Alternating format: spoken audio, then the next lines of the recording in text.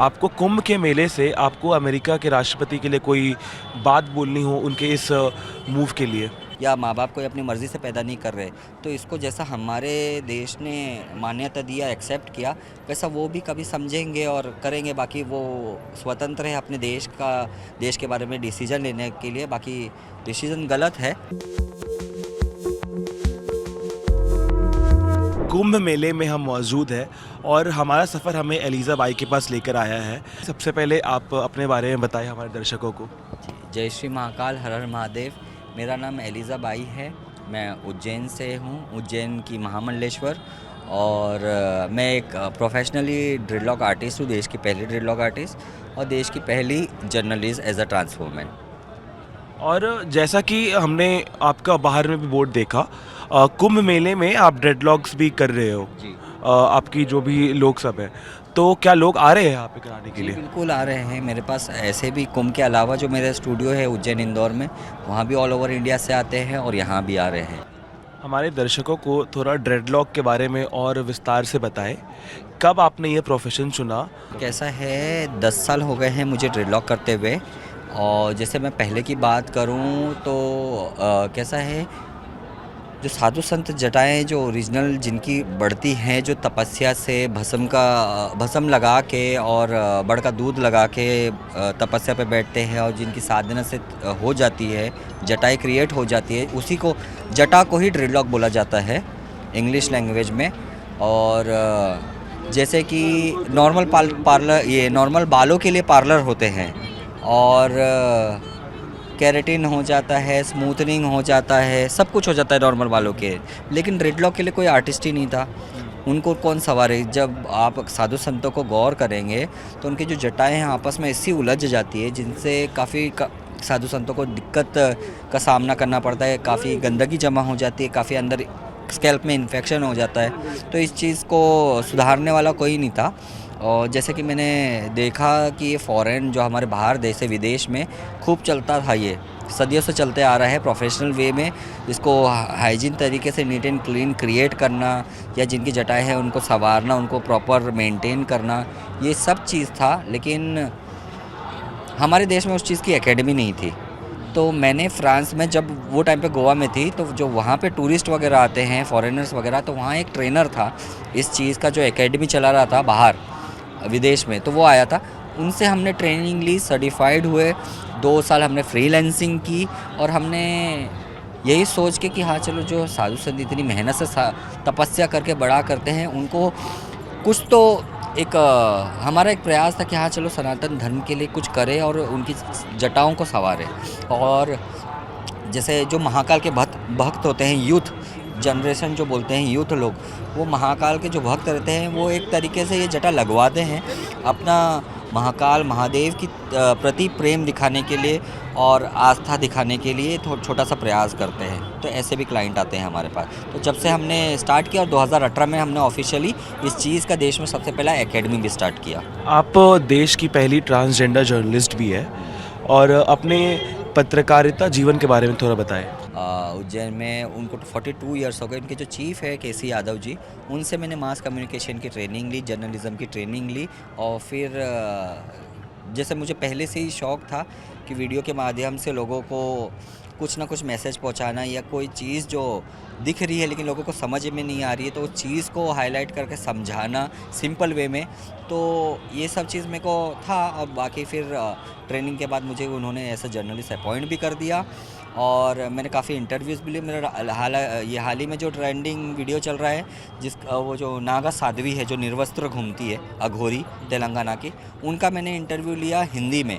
मेरा मकसद ऐसे लोगों का ही था क्योंकि उनके वीडियोस आ रहे थे, लोग देख रहे थे कि वो निर्वस्त्र घूम रही है, लेकिन क्यों घूम रही है वो नहीं समझ में आ रहा था, क्योंकि उनके जितने भी वीडियोस हैं वो सारे तेलुगु में हैं।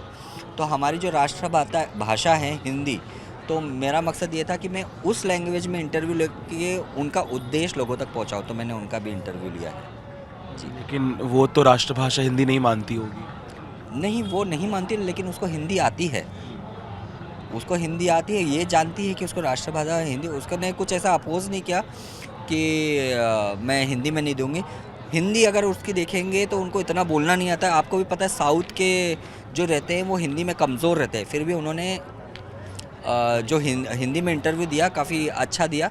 काफ़ी जो मैंने जो साउथ के लोगों से मिली हूँ उनसे तो अच्छी थी उनकी हिंदी। और हम अगर बात करें कुंभ मेले में और किन्नर अखाड़ा का क्या महत्व है? किन्नर अखाड़ा का यह महत्व है, सबसे पहले तो ये स्वतंत्र अखाड़ा है जिसमें हर लोगों को वेलकम किया जाता है, हर लोगों का स्वागत किया जाता है, चाहे वो पुरुष हो, नारी हो, किन्नर हो, साधु संत हो, एक्टर हो, एक्ट्रेस हो, कोई भी हो, जो भी सनातन धर्म के लिए आता है उनका स्वागत किया जाता है। और किन्नर अखाड़ा इसका निर्माण जब से हुआ है उससे जो लोगों में हमारा जो मिलना जुलना एक बॉन्डिंग है वो बन गई है। लोग हमको ज़्यादा समझने लग गए हैं, हमारे स्ट्रगल, हमारे लाइफ के बारे में समझने लग गए हैं, और जो लोगों की परेशानियां हैं वो हम ज़्यादा से ज़्यादा समझने लग गए और हम ज़्यादा से ज़्यादा उनको आशीर्वाद देने लग गए हैं। बाकी तो हम ज़रिया है, करने वाले तो महादेव बैठे हैं जी। और आजकल के सिर्फ भारत में नहीं पूरे दुनिया में थर्ड जेंडर को लेकर जितना भी जागरूकता आ गया है, आपको उससे क्या लगता है कितना इम्पोर्टेंट है हर चीज़ में थर्ड जेंडर को इंक्लूड करना? देखो कैसा है, थर्ड 15-20 साल पहले की बात करूँ तो हमारा कोई एक हम एग्जिस्ट ही नहीं करते थे, कोई हमारी पहचान नहीं थी। तो जो हमारी सरकार है, मोदी सरकार, उन्होंने हमारे समाज के लिए या कहा जाए एलजीबीटी कम्युनिटी के लिए बहुत कुछ किया है। हमको एक पहचान दी, हमको थर्ड जेंडर का दर्जा दिया। पहले तो मेल फीमेल ही आते थे, उसके अलावा कुछ नहीं आता था कॉलम, चाहे वो आधार कार्ड हो, फॉर्म हो या वोटर आईडी हो। अभी तो हम वोट भी देते हैं, सब कुछ करते हैं।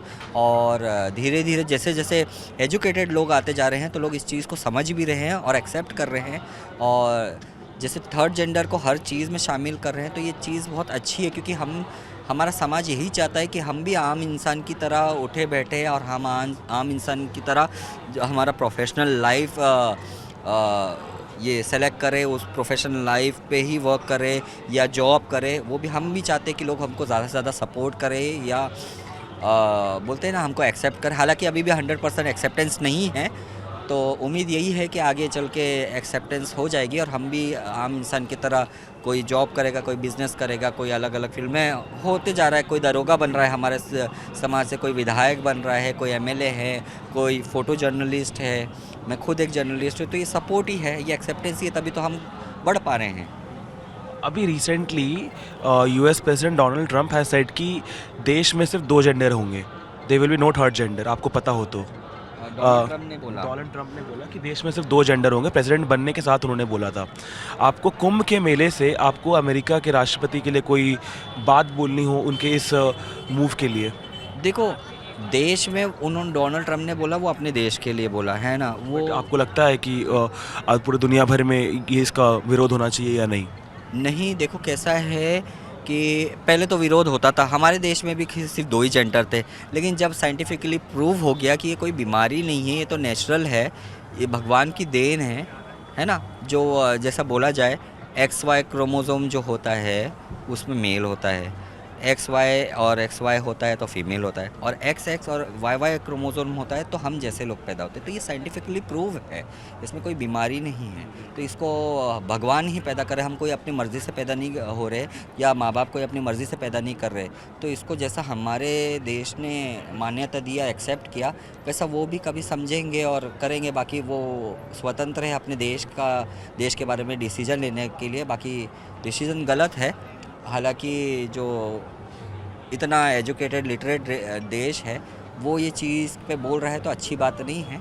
बाकी हमको तो हमारे देश से मतलब है कि हमारा देश आगे बढ़े और हमारा देश का नाम हो। प्रयागराज के प्रिपरेशन देख करके योगी गवर्नमेंट के बारे में और मोदी जी के बारे में क्या बोलना चाहते हैं आप? किस तरह यहाँ की पुलिस को हम देख रहे हैं कि दिन रात मेहनत कर रहे हैं, हर एक जगह पे देख रहे हैं उनको, चाहे पुलिस हो, चाहे सीआरपीएफ हो, सीआईएसएफ हो, बीएसएफ के जवान हो, हर कोई लगा हुआ है यहाँ पे कि कुछ भी भगदड़ ना मचे, स्टैम्पेड ना हो कहीं पर भी। आपको उनके लिए क्या बोलना, अथॉरिटीज़ के लिए? देखो ये जो माननीय योगी सरकार है और जो इतना कर रहे हैं हमारे ये जो महाकुंभ के लिए, काफ़ी चीज़ करे और उनकी व्यवस्था तो बहुत ही उम्दा है। देखो काफ़ी चीज़ रह जाती है। अभी बीच में आग लगा था तो उसको हम काउंट नहीं कर सकते। देखो इतनी जब भीड़ भाड़ है, इतना बड़ा चीज़ मैनेज हो रहा है, घर में अगर 4 मेहमान भी आ जाते तो उथल पुथल सा हो जाता है एक परिवार। तो ये तो इतना बड़ा कुंभ है, तो हर चीज़ सरकार पे भी निर्भर नहीं होना चाहिए। बाकी उनकी व्यवस्था बहुत अच्छी है, और जो हमारे पुलिसकर्मी हैं, जितने भी जो दिन रात मेहनत कर रहे हैं, कितने पुलिसकर्मी तो 2-2 3-3 दिन तक सो भी नहीं पा रहे हैं ये व्यवस्था के लिए। और हाँ, जैसा आपने बोला कि 8 करोड़ लोग आ रहे, तो ये जो पहला अपना शाही स्नान था उसके कंपैरिजन में इस बार जो भीड़ है वो बहुत ज़्यादा है, क्योंकि जैसे कि मैंने आपको बताया मौनी अमावस्या कितनी अहमियत रखता है, तो इस वजह से भीड़ है। बाकी जो व्यवस्था है सरकार की वो बहुत अच्छी है। जी बिल्कुल, जाते जाते आप अपने जटाओं के बारे में थोड़ा बोलिए, ऐसा क्या स्टाइल आपको पसंद आया कि आप बहुत सालों से आप इस तरह का जटा रख रहे हैं? नहीं, देखो कैसा है, मैं तो खुद एक महादेव की भक्त हूँ। मैं खुद एक अर्धनारीश्वर का रूप हूँ, तो मैं महादेव की जटा क्यों नहीं कैरी करूँ। और मुझे 10 साल हो गया है कैरी करते हुए इसको। हाँ, मैंने 10 साल पहले एक्सटेंशन लगाए थे। एक्सटेंशन लगते हैं ओरिजिनल बाल में ही लगते हैं। अब वो बढ़ते बढ़ते जो बाल है वो नीचे तक आ गए हैं। जो हाइट है 5 फीट 10 इंच मेरी, उतने लगभग 6 फीट पकड़ लीजिए, उतनी मेरी जटा की लेंथ है। तो हाँ, बस एक महादेव के लिए, महादेव की कृपा है और महादेव के लिए प्रेम है ये जटा। और मेरी जटा थोड़ी सी डिफरेंट है, मैं थोड़ी काली माता को भी मानती हूँ। तो काली माता को अगर आपने देखे होंगे तो उनके घुंघरालू बाल है लंबे लंबे, तो आपको उसकी भी झलक दिख जाएगी मेरे इसमें। बहुत बहुत धन्यवाद हमसे बातचीत करने के लिए।